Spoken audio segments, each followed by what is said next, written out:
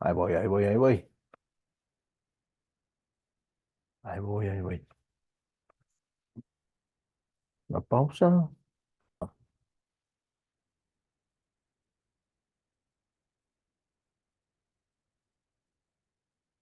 Ok, bueno, pues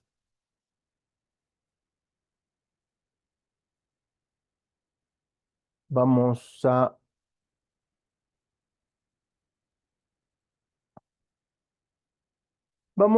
vamos a dar un minutito para ver si alguien más ya se conecta, porque obviamente salir y conectarse a lo mejor requieren un poquito de tiempo y ya continuamos. Hoy sí es un tema un poquito más extenso, porque analizamos todo el tema número 2. En teoría, y se queda grabado, la próxima semana deberemos tener examen. No sé si sea así, pero en teoría debería ser así.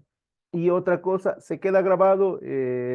Si alguien si todavía están interesados en la parte del presupuesto, de cómo elaborar un presupuesto, este, podríamos, si quieren, no sé, lunes, martes o miércoles, podríamos tener una sesión Zoom solamente para explicar un presupuesto o si quieren que trabajemos un presupuesto en específico, no sé, me da la impresión de que es como para un negocio pequeño o para cómo crear un presupuesto familiar, no sé, esa es lo que yo creo que para que lo quieren.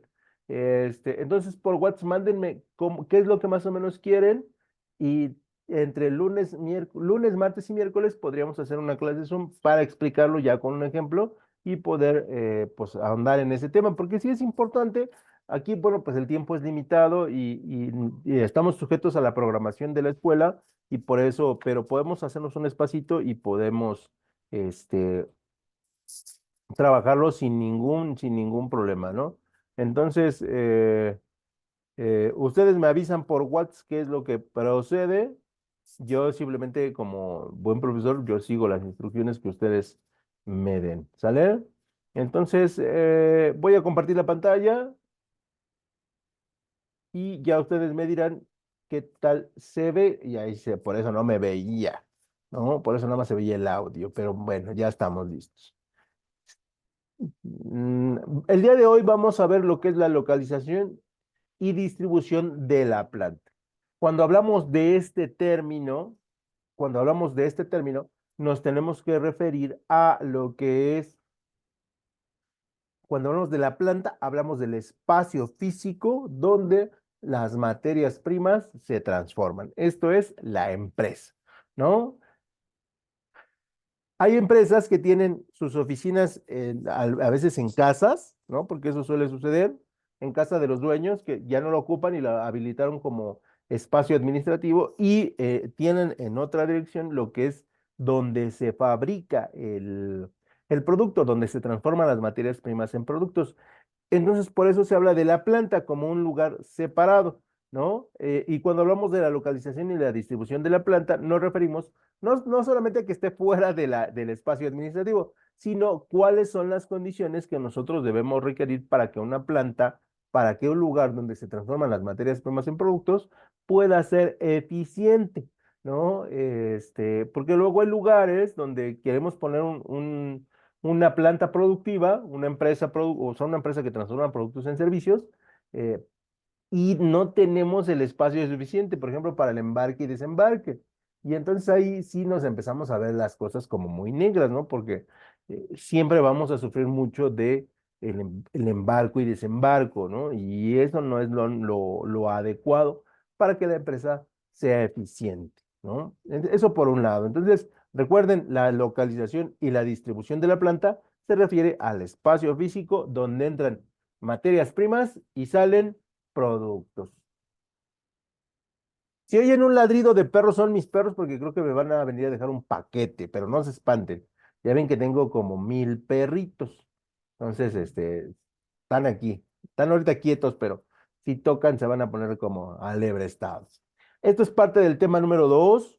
Y repito, bueno, también como anuncio, el lunes les enviaría la guía correspondiente al primer examen, más el tema número 3, porque también viene incluido ahí. Bueno, ya dejemos los anuncios y pasemos a lo importante. Primero que nada, vamos a hablar del concepto y la importancia de la planta.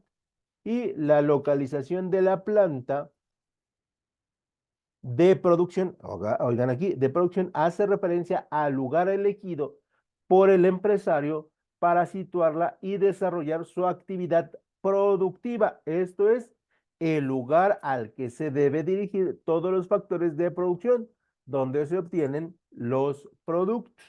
¿Vale? Su lugar específico donde el dueño dice aquí la vamos a poner porque aquí tienen las condiciones adecuadas para ser muy eficiente. En muchas ocasiones, en la mayoría de las ocasiones, está la planta más la parte administrativa, están juntas y lo conocemos como la empresa. Pero repito, hay ocasiones en que no necesariamente esto sucede. ¿Cuáles son las causas y factores de la localización de la planta? Bueno, tenemos las siguientes. Como número uno, eh, tenemos que establecer que las causas relacionadas con la localización tienen que ver con la situación donde la vamos a colocar, pero también hoy en 2024 tiene que ver con el mercado global, porque hoy tenemos un problema que desde el punto de vista está muy bien, pero sigue siendo un problema. Hoy todos nosotros queremos más de todo, ¿no? Si ya tienen un par de zapatos, quieren otros 20 pares. Si tienen un par de artículos para lucir más hermosas, maquillaje, porque no sé cómo más se llamen, quieren otros 20 más. Y los hombres, ¿no? Que tenemos aquí pocos, pero a lo mejor si tienen 3 videojuegos, ustedes quieren 300 videojuegos más, ¿no? Hoy queremos mucho más. Y entonces eso hace que los lugares de transformación de materias primas, los espacios de las materias para guardar las materias primas sean cada vez más gigantes, ¿no? Por ejemplo, hoy tenemos un gran problema con estas empresas como Shane, que producen y guardan, entregan y la gente tiene un muy buen precio y la gente quiere más y más y más y más, ¿no?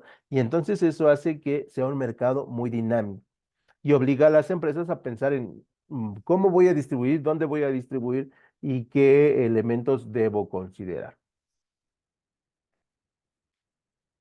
Y para desarrollar una planta, necesitamos considerar el mercado en expansión, la introducción de nuevos productos o servicios, una contracción en la demanda, que una contracción en la demanda no es otra cosa más que la gente deje de empezar a comprar los artículos.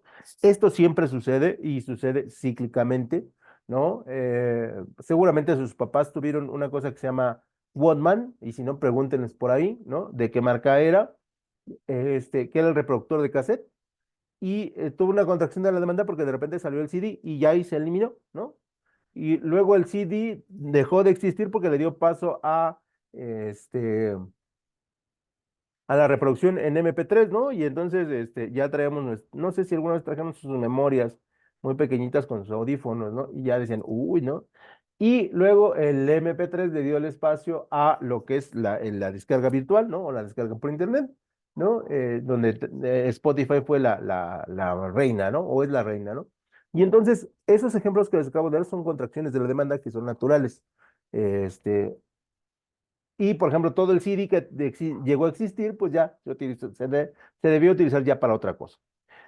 El agotamiento de las fuentes de abastecimiento, que es normal, ¿no? Cada vez, por ejemplo, los muebles son más de comprimido que de madera, por un agotamiento natural, ¿no? Y, por ejemplo, hoy tenemos reciclado del plástico, porque tenemos mucho, que ese es el elemento contrario, ¿no?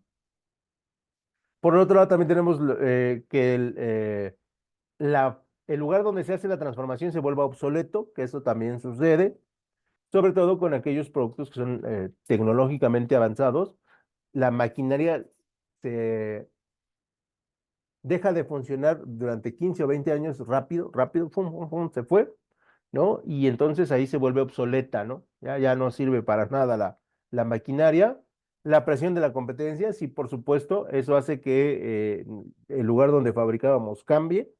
Este, por ejemplo, en la Ciudad de México, el Grupo Sabritas tenía unas plantas muy, muy bonitas, muy, muy bonitas en el Vallejo, si no me equivoco. Y esas plantas han ido modificando, han ido cambiando y las presiones de la competencia hacen que haya tres plantas más, cuando antes, en la época de los 90, había solamente una. Y hoy hay tres, una en Monterrey y una en Guadalajara. ¿No? Para poder alcanzar todo el mercado mexicano, ¿no? Porque el mexicano come muchas sabritas, mucho derivado de sabritas. Seguramente ahorita ustedes están comiéndose una, ¿no? Y luego la función y adquisición entre pues, las empresas, ¿no? Y aquí siempre, siempre vamos a tener esa peculiaridad. Estos son los elementos que nosotros podríamos considerar para poner una empresa o para poner un lugar donde se van a transformar las materias primas, ¿no? ¿Qué tan actual es mi producto? ¿Qué tan el mercado, qué tan en expansión está? ¿No? Por ejemplo, un dato que surge ahí muy interesante desde 2022, ¿no? Que para 2030 el smartphone, pues ya no va a tener un mercado, va a haber contracción, una contracción natural del producto. Deme un segundo, voy a quitarle la cámara porque voy a parar a conectar el cable. Un segundito y ahorita regreso, no me tardo nadita, pero no se deja. Ya se dejó. Ya se dejó.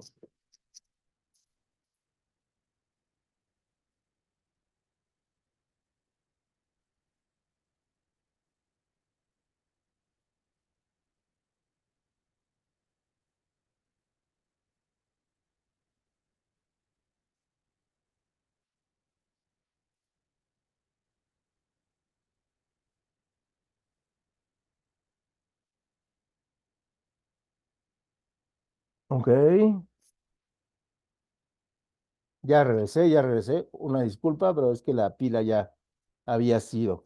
Y como les decía, decía, para 2030 los celulares van a estar, no es que no sirvan, sino es que todo mundo va a tener uno. Y con mucho almacenamiento, con muy buena cámara, con muy buena pantalla y bla, bla, bla, bla, bla. ¿No? Y entonces eso va a hacer que hay una contracción. Y entonces ese mercado en expansión que todavía existe, ese mercado va a empezar a qué? A contraerse y vamos a cerrar hasta que se convierta en un elemento obsoleto. Entonces, por eso es bien importante dónde se localizan las plantas, ¿no? De hecho, vamos a empezar a utilizar otros mecanismos ya a partir de 2030 en lo particular y luego ya en lo general, ¿no? O sea, vamos a dejar de lado el smartphone, como lo conocemos hoy. Vamos a seguir conectados, por supuesto, pero en otros mecanismos un poquito diferentes, ¿no? Y dentro del análisis de los factores de la localización, pues para poder hacer este análisis, pues hay muchos elementos que nosotros podríamos rescatar dentro de nuestro estudio, ¿no? Recuerden que aquí lo que nosotros queremos es establecer dónde voy a poner el lugar donde se van a transformar las materias primas que yo determino para mi producto. Y dentro de las variables que yo debo considerar, más las que ya teníamos, las que acabo de mencionar, pues es la proximidad de las materias primas o los insumos, y ahí tengo un error de dedo, porque es insumos, ¿no? De comparar distancias entre las ubicaciones predeterminadas con relación a las principales fuentes de insumos, que se tendrán que revisar y convertir a ver si funcionan, ¿no? Pero, por ejemplo, en México, es por ello que las carreteras siempre tienen una buena conexión, porque las carreteras serán el mecanismo sobre el cual todas las materias circulan, ¿no? De hecho, si ustedes salen a la carretera, pues van a ver una cantidad de trailers impresionantes, ¿no? O sea, cada vez ven más trailers porque cada vez se necesitan transportar más materias primas, ¿no? Eh, en México vamos a tener un auge a partir de este año con los trenes, ¿no? Y bueno, va a ser un movimiento que busca dinamizar el desarrollo, el traslado de materias primas no solamente para consumo interno, sino para seguir exportando a través una cosa que se ha trabajado durante muchos años que se llama el tren interoceánico, que va a ser, y repito y lo he venido repitiendo, Si quieren trabajo, váyanse a donde esté el tren interoceánico y van a tener un montón de trabajo, ¿eh? Pero un montón de trabajo. La disponibilidad de materias primas o insumos, ¿no? Qué tan buenos son, ¿no? Una de las grandes ventajas de los norteamericanos es que tienen un país a un lado que se llama México, que es pura materia prima, ¿no? Y eso les ha ayudado mucho, ¿no? Desafortunadamente para nosotros no nos ha ayudado tanto. La diversidad y reservas probadas, ¿no? ¿Cuántas materias primas tenemos? ¿Para cuánto tiempo? ¿No? Y en ese sentido, pues no tenemos mucho problema en cuanto a la utilización de recursos, porque hoy pues, prácticamente todo busca ser renovable, ¿no? Y por el otro lado tenemos la dispersión de las fuentes de insumo, ¿no? Que hoy cada vez más personas hacen diferentes productos y eso hace que muchas personas necesiten comprar de diferentes áreas y de diferentes zonas, ¿no? Por ejemplo, en la década de los ochentas, ustedes tenían tres grandes lugares donde se hacía tenis, que era Alemania, Inglaterra y Estados Unidos. Y de ahí salían prácticamente el 95% de los tenis de gama deportiva al mundo, ¿no? Porque por el otro lado había tenis deportivos como para caminar y eso que se fabricaban localmente, ¿no? Hoy no, hoy la dispersión de fuentes de insumo se desarrolla pues, prácticamente en todo el mundo. Los chinos hacen tenis, los coreanos hacen tenis, los japoneses hacen muy buenos tenis, los alemanes hacen muy buenos tenis, e incluso comercial aquí que me vea y me patrocine, Pirma, empresa mexicana, hace muy buenos tenis, muchachos, y a muy buen precio, ¿no? Entonces, hay una dispersión de los insumos muy grande, ¿no? Es por ello que esas consideraciones deben ser tomadas en cuenta para poner un lugar donde se van a transformar las materias primas. Luego, por el otro lado, tenemos, esa se fue, pero la regresamos. Tenemos la cercanía del mercado, ¿no? Que aquí, fíjense, en el primero tenemos cómo llegan las materias primas, en el segundo tenemos la cercanía del mercado, esto es a dónde lo vamos a vender. En el centro de la Ciudad de México o en la Ciudad de México tenemos una gran variedad de empresas, un montón de empresas. ¿Por qué, muchachos? Pues porque ahí se concentra el mercado, ¿no? Y prácticamente los que viven allá, pues tienen todo de todo y todo, pues de muy fácil disposición. Quieren unos tenis de tal marca, saben a dónde ir. Quieren, no sé, N cantidad de cosas. Las que ustedes me digan, saben a dónde recurrir y saben que hay una gran variedad porque el mercado así está determinado. Entonces, la cercanía del mercado analiza las distancias entre una de las ubicaciones preliminares de producción y los principales mercados. Entonces, en la Ciudad de México se ponen las empresas en la periferia y lo que hacen es llegar al centro de la Ciudad de México y de ahí distribuir, ¿no? Es tan grande la Ciudad de México y el área conurbada que pues, están en la periferia y van y distribuyen a zonas cercanas a la Ciudad de México, ¿no? Como pueden ser el Estado de México, como pueden ser Nezahualcóyotl, como pueden ser Naucalpan, como pueden ser Catepec, ¿no? Etc, etc, etc. Y si se dan cuenta, si alguien vive por ahí, también tiene una gran disposición de productos, ¿no? De cualquier tipo. Por el otro lado tenemos el potencial de mercado y bueno, en ese sentido, bueno, pues las grandes ciudades son mercados realmente de mucha potencia, porque a lo mejor ustedes no lo consumen, pero en algún futuro lo van a consumir, el producto que sea, ¿eh? Aquí no hay distinción, ¿no? Luego tenemos la dispersión, que por ejemplo en la Ciudad de México no se da, todos están muy, muy juntitos, ¿no? Todos, todos, todos, todos, todos, y todo, ¿no? Porque bueno, pues es un mercado muy dinámico por tener un montón de habitantes. Si no me equivoco, 20 millones juntando el área conurbada, ¿no? Y luego la capacidad de compra, que también en México, bueno, pues, en la Ciudad de México, pues es muy alta.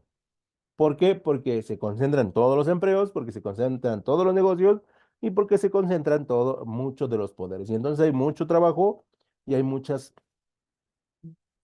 oportunidades para comprar y para generar trabajo. Este, de hecho, por acá están mucha gente de Haití, ¿no? Que ya no se va a ir a Estados Unidos porque va a ver que aquí hay la capacidad de sobrevivir y sobrevivir muy bien, ¿no? Y entonces, pues ahí la capacidad de compra es muy, muy alta. En tercer lugar, No sé por qué se me mormé, no sé, no siento frío, pero me mormé. En tercer lugar, la disponibilidad de mano de obra, ¿no? ¿Por qué Nike se va a Vietnam, a Taiwán? Porque hay un montón de gente y porque trabajan mucho, ¿no? Casi igual que nosotros, ¿no?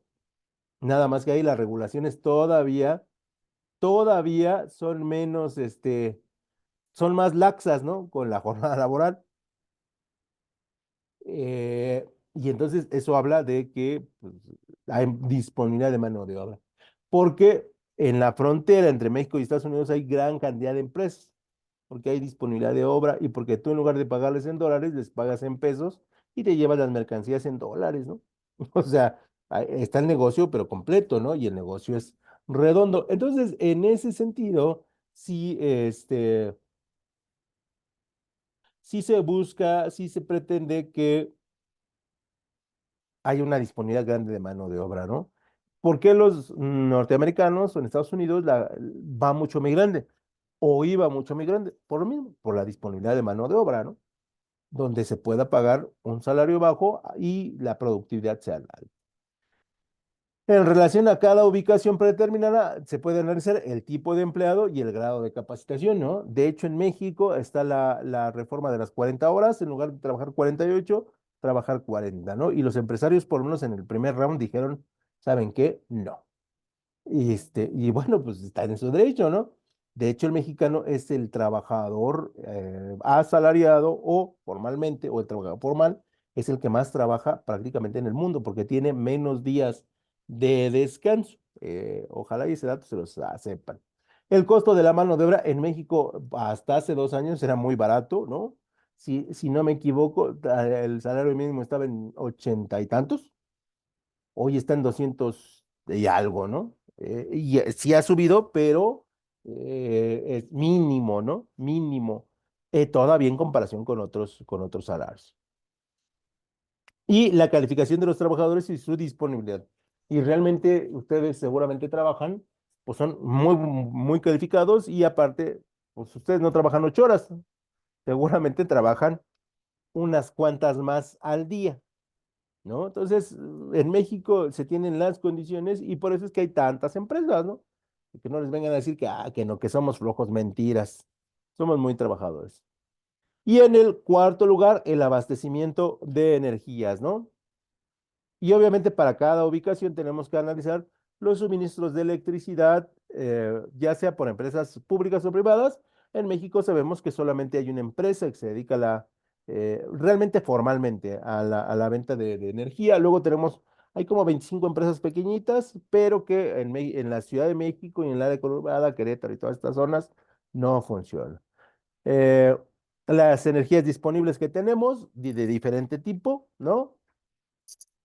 Sobre todo la eléctrica, en tensión de alta y baja presión, de baja intensidad, los puntos de conexión, que en México no tenemos ningún problema, ¿no? A menos que seas una ranchería en Chiapas, ¿no? A 3 horas de la capital, pues sí, ahí hay poca disponibilidad de luz, ¿no? De hecho, hay poblaciones que no tienen luz, que eso es una cosa que no debería de pasar, pero que bueno, pues finalmente pasa.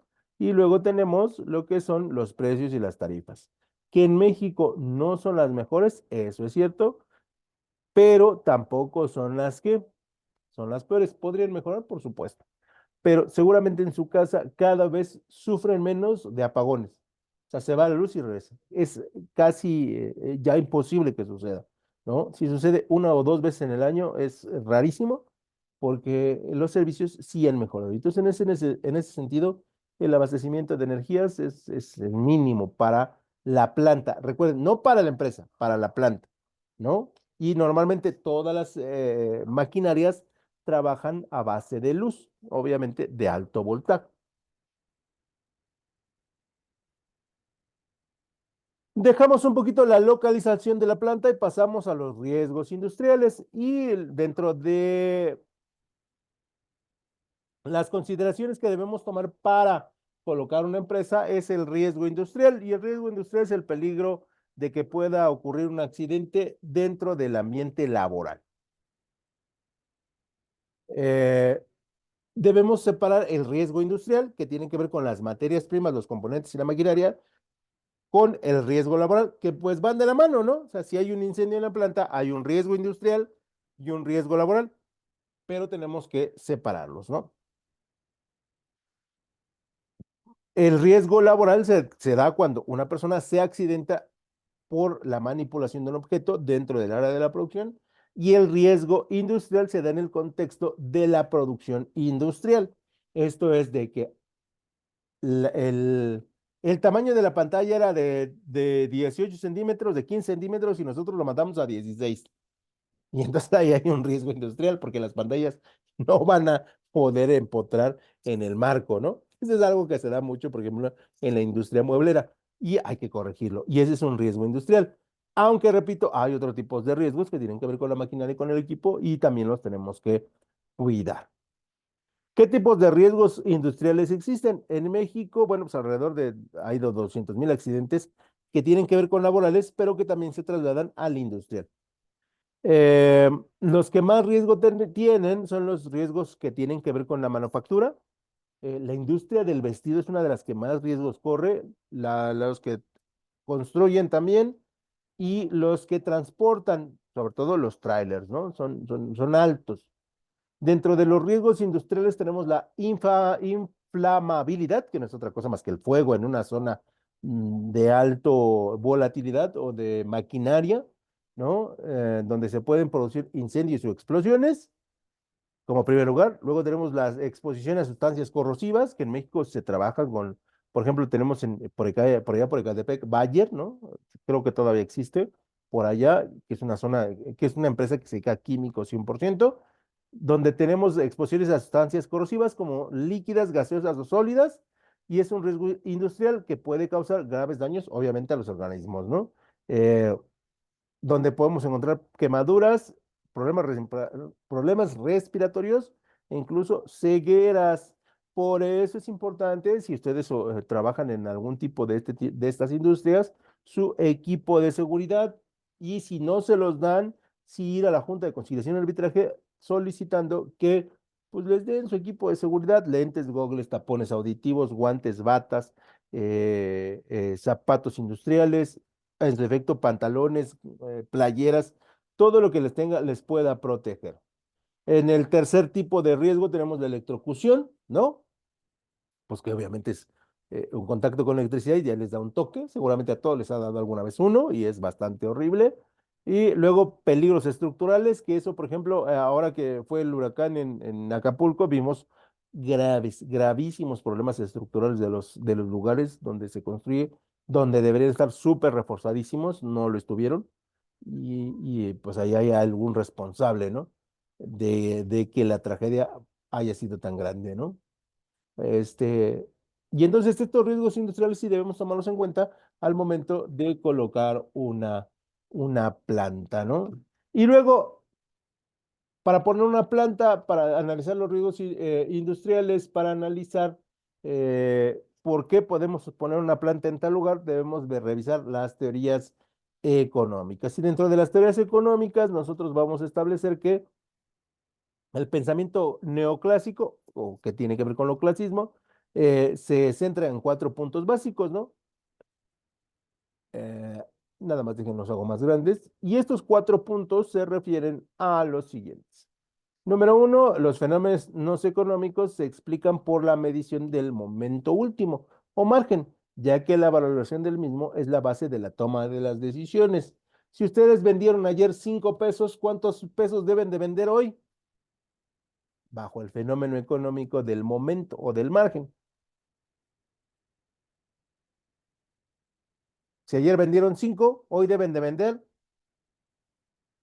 5. Si a la siguiente semana venden uno, el siguiente día, ¿cuánto deben vender? Uno. Y eso les permite analizar el momento del margen, que eso es bien importante al momento de colocar una empresa productora. En el número 2, su campo de acción son las unidades económicas individuales, es decir, la microeconomía. ¿Cuántas veces compra una persona mi producto en un año?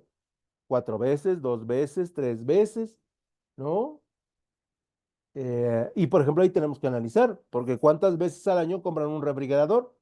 Pues a veces ninguna, ¿no? ¿Cuántas veces compran un colchón? Ninguna. Por ello es que los precios se elevan bastante, porque requieren de que entre el tiempo de compra y la nueva compra haya un momento en que la empresa pueda seguir existiendo, porque no puede producir refrigeradores o mesas al por mayor, ¿verdad? Tercer elemento, se parte de lo que se considera una situación ideal de la economía libre de competencia, ¿no? Y a partir de ahí se estudian los demás como variantes. Aquí decimos que todos venden legalmente, aquí decimos que todos tienen precios accesibles y aquí decimos que la fuerza laboral tiene para comprar sus productos. Sí, en teoría, pero eso no siempre no siempre sucede.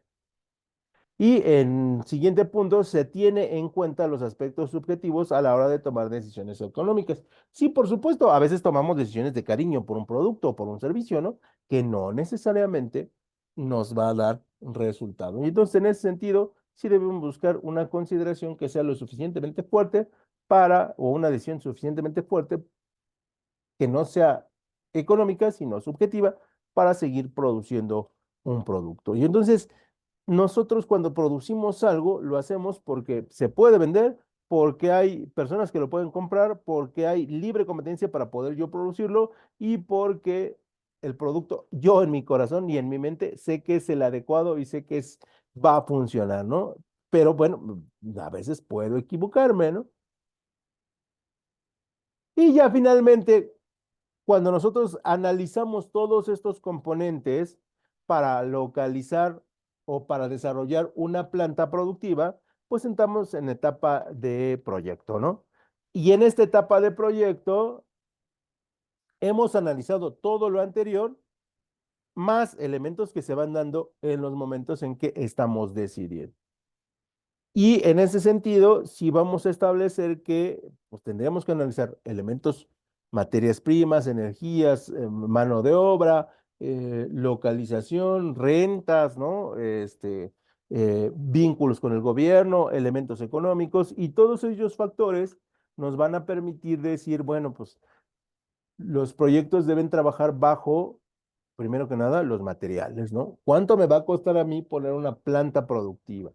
Y la distribución de los factores productivos dependerá necesariamente de las características de aquellos de los materiales sobre de los que se haya a trabajar. Hoy en día, bueno, pues las plantas productivas son cada vez más eficientes en términos de costo porque los materiales que se utilizan son cada vez más baratos.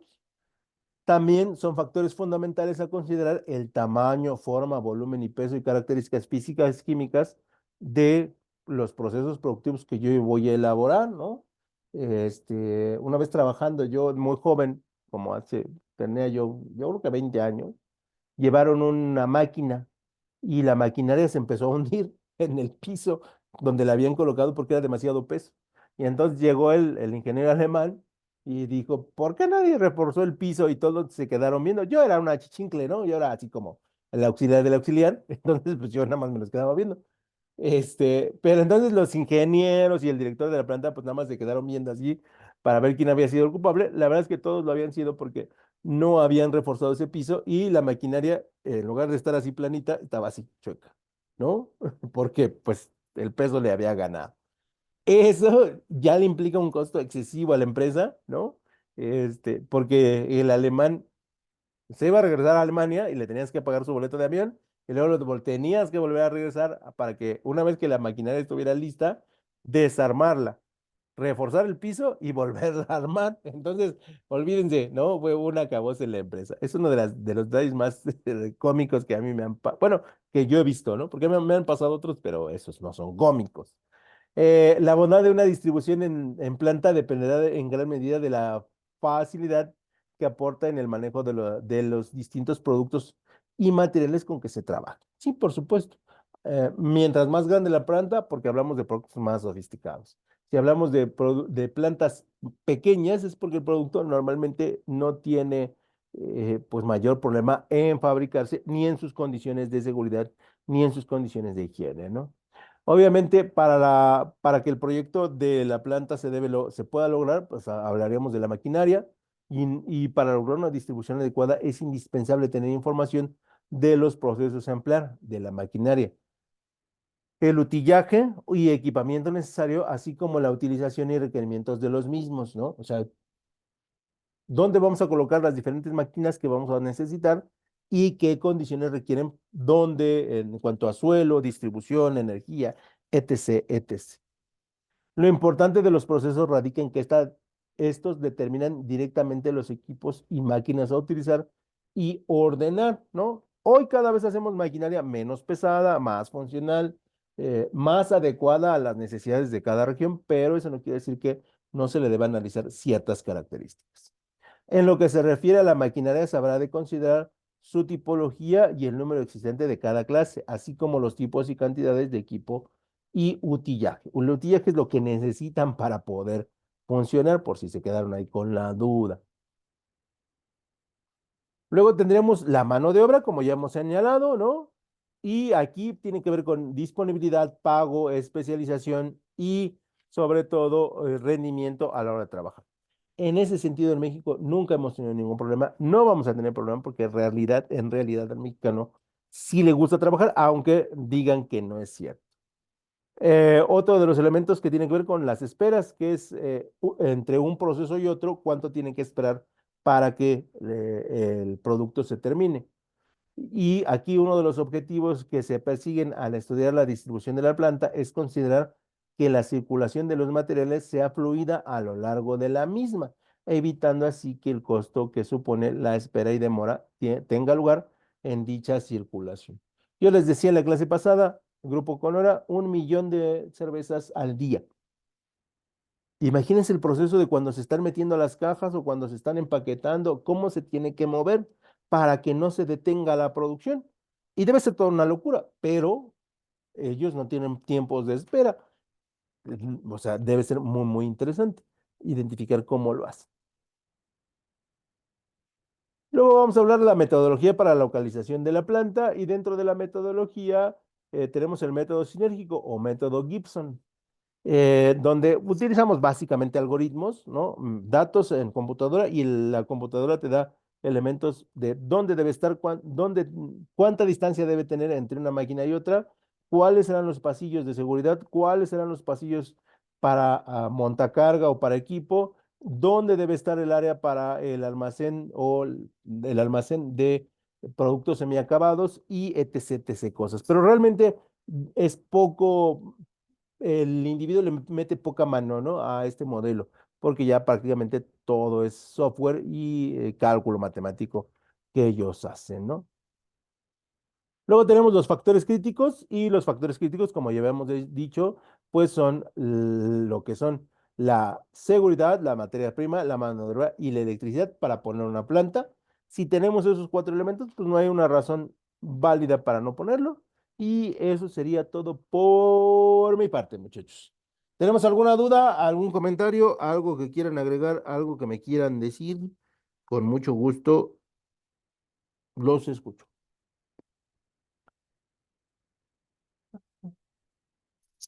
No, profe, por mi parte Per- ninguna. Perfecto. Bueno, entonces, próxima semana, antes de que se me corte, bueno, el lunes, tarea, guía y tema. El tema lo requieren para hacer la guía, pero recuerden que los PDFs, pues es hasta el final. ¿Sale? Y de ahí en fuera, si quieren que trabajemos el presupuesto, me avisan cuál es su idea para yo afilarlo y ya ponerles una clase y podamos ponernos de acuerdo. ¿Sale? Cuídense mucho, nos vemos antes de que se me corte. Buen fin de semana. Gracias y bueno.